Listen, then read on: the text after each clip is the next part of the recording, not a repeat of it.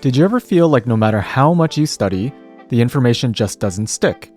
Well, you're not alone. One main secret to learning isn't just about what you study, but how you space it out. And this can be a game changer in your learning routine.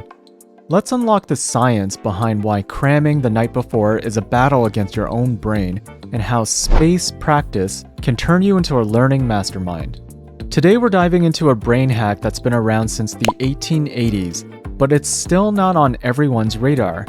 It's called spaced practice, also known as distributed practice. It's a learning strategy that involves breaking up information into bite-sized pieces and studying them over a longer span of time. Unlike cramming, where information is quickly reviewed in a short period, spaced practice allows the brain to recover and consolidate information between sessions. The study of spaced practice isn't new. It dates back to the 1880s with Hermann Ebbinghaus, who used himself as a subject to study memory. He experimented with memorizing nonsense syllables, which revealed that information is more effectively remembered when learning sessions are spread out over time.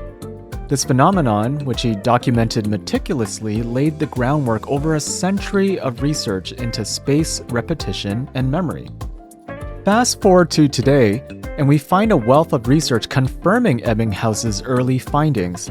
Studies have consistently shown that when learning is spaced out over time, retention is significantly improved. This is true across different types of learning, whether it's memorizing facts, understanding complex concepts, or acquiring new skills. So why does spaced practice work so well? It's believed that the intervals between study sessions give the brain time to process and encode the information, leading to stronger memory traces. When we revisit material after a gap, we're not just recalling it, we're relearning it, which reinforces it in our memory. This process is thought to increase what's called storage strength, which refers to the durability of the memory. In contrast, retrieval strength is about how easily a memory can be accessed at a given moment, which is often temporarily boosted by cramming, but doesn't contribute to long-term retention. A quick note, if you like this video, it'll go a long way if you can like and subscribe. Thanks. For students, spaced practice means that instead of waiting until the night before an exam to study, they should plan their study sessions over the course of several days, or even weeks. This strategy not only helps with retaining information for the exam, but also for maintaining that knowledge well after the test is over. Now, it's important to note that spaced practice isn't a one-size-fits-all solution. The optimal spacing interval can vary based on the complexity of the material, the individual learner, and the desired duration of retention. Also, the first study session is crucial. If a learner is distracted or not fully engaged, they might not grasp the material well enough for spaced practice to be effective. In such cases, an immediate second reading might be necessary before employing spaced practice. For example, in a study by Ronson and Kinch, they had students study lengthy scientific texts. The students who read a text just once or multiple times in a single session performed well on an immediate test, but struggled on a test taken days later.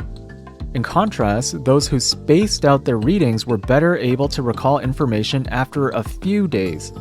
This suggests that the benefit of spaced practice are most apparent when there's a delay between learning and testing, which is a typical scenario in real-world learning situations. So the applications of spaced practice extend beyond academic study. It's been effective in diverse fields such as sports, where athletes space out skill drills to improve performance, and in music, where musicians space out practice sessions to master their instruments.